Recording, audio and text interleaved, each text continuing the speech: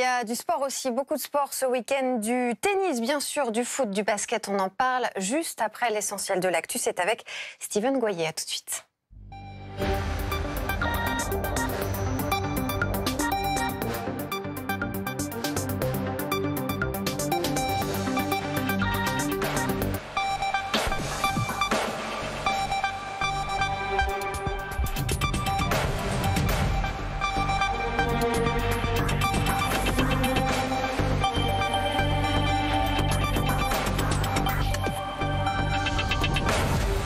Il y a 30 ans, jour pour jour, les coups de pioche faisaient tomber le mur de la honte. Anniversaire aujourd'hui de la chute du mur de Berlin avec des commémorations tout au long de la journée en Allemagne pour célébrer la réunification.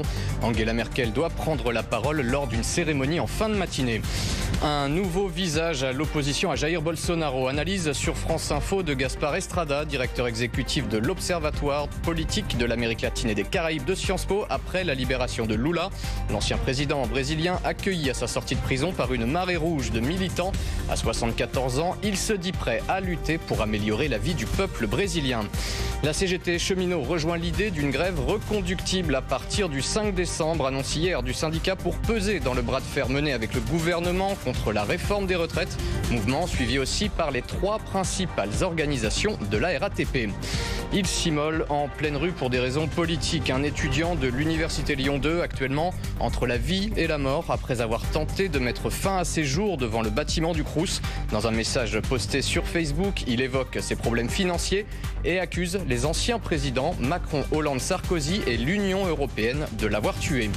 En Fed Cup, Caroline Garcia balayée par la numéro 1 mondiale, l'Australienne Ashley Barty, 6-0, 6-0. Consolation pour les Bleus, Kristina Mladenovic s'est-elle imposée facilement 6-1, 6-1 face à Tomljanovic.